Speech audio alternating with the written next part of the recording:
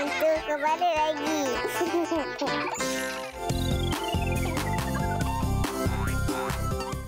Ayah saya tak bagi tau. Ayah saya pun.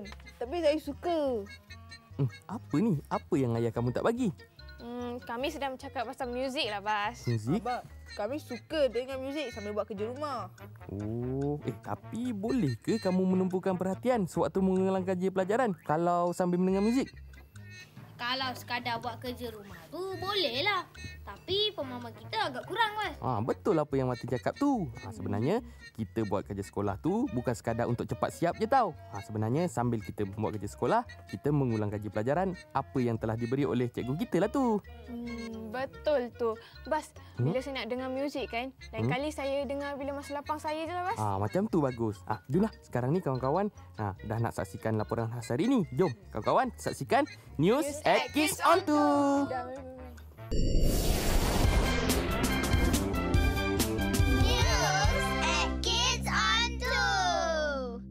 Terima kasih kerana memilih untuk bersama kami hari ini di News at Kids On 2. Laporan khas kami hari ini adalah mengenai satu topik menarik iaitu cita-cita atau angan-angan. Apa cita-cita kamu? Itu merupakan pertanyaan yang selalu ditanya kepada kanak-kanak. Tetapi apa sebenarnya makna cita-cita? Jom kita lihat jika ada rakan-rakan kita yang tahu. Cita-cita, impian atau keinginan semasa besar. Cita-cita ialah apa yang saya nak jadi pada masa hadapan. Keinginan untuk mencapai sesuatu. Pekerjaan untuk masa depan kita. Cita-cita sebenarnya merupakan satu keinginan untuk mencapai kejayaan bagi diri sendiri. Cita-cita memberikan dorongan dan perangsang kepada diri kita agar berusaha dengan lebih gigih untuk mencapai impian. Apa agaknya cita-cita kawan-kawan kita? Jom kita tanya mereka. Apa cita-cita kamu? Cita-cita saya ialah untuk menjadi seorang pensyarah. Menjadi seorang juruterbang. Menjadi seorang doktor. Menjadi cikgu. Cita-cita saya ialah chef. Tentera udara. Menjadi seorang saintis, doktor pembedahan. Mengapa kamu memilih cita-cita tersebut? Sebab saya suka mengajar. Kerana ia menarik. Kerana hendak menolong orang yang menderita. Saya ingin mencontohi ibu saya yang telah pun menjadi cikgu. Kerana saya mau berbakti kepada negara. Kawan-kawan, cita-cita amat penting kepada kita. Kru News at Kids On 2 berpeluang menemu ramah seorang pakar motivasi atau guru kaunselor untuk berkongsi pandangan dengan kita mengenai kepentingan cita-cita kepada golongan kanak-kanak. Sebenarnya, kalau kita lihat, murid-murid sekolah rendah ni, dia hari ni cita-cita dia pelbagai. Maksudnya, pada minggu ini, niat dia nak jadi doktor. Minggu depan pula, mungkin engineer. Minggu depan lagi, kebarangkalian mungkin nak jadi angkasawan pula kan.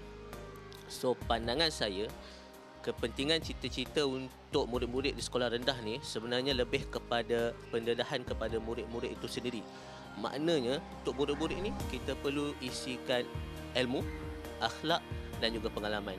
Yang mana dengan perkara ini, mereka dapat bersedia dan juga menggarap cita-cita mereka di sekolah menengah kelak. Sekolah rendah ni lebih kepada pendedahan sahaja, dan di sekolah menengah barulah murid-murid ini diarahkan betul-betul kepada cita-cita berdasarkan minat di sendiri. Kini kita sedar akan kepentingan cita-cita. Tetapi bagaimanakah cita-cita boleh bertukar menjadi omongan kosong? Untuk mendapatkan jawapannya, jangan lupa ikuti bahagian kedua laporan kita esok hanya di News at Kids On 2. Tepat sungguh laporan tu. Ada kawan saya kat sekolah, dia berangan-angan nak jadi saintis. Tapi dia tak belajar langsung. Wah, macam mana tu? Itu angan-angan kosong tu. Kalau nak berjaya, kena belajar bersungguh-sungguh. Macam satu perumpamaan kan? Yang bulat tidak datang bergulik. Dan yang pipih tidak akan datang melayang. Tak sabar saya ikuti laporan bahagian kedua tu. Bas pun tak sabar juga. Tapi tak apa. Besok kita sama-sama saksikan sambungan laporannya ya.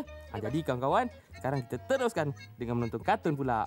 Kartun seterusnya, kartun Taman Laut. Saksikan. Lain kali jangan tau. Belajar-belajar je.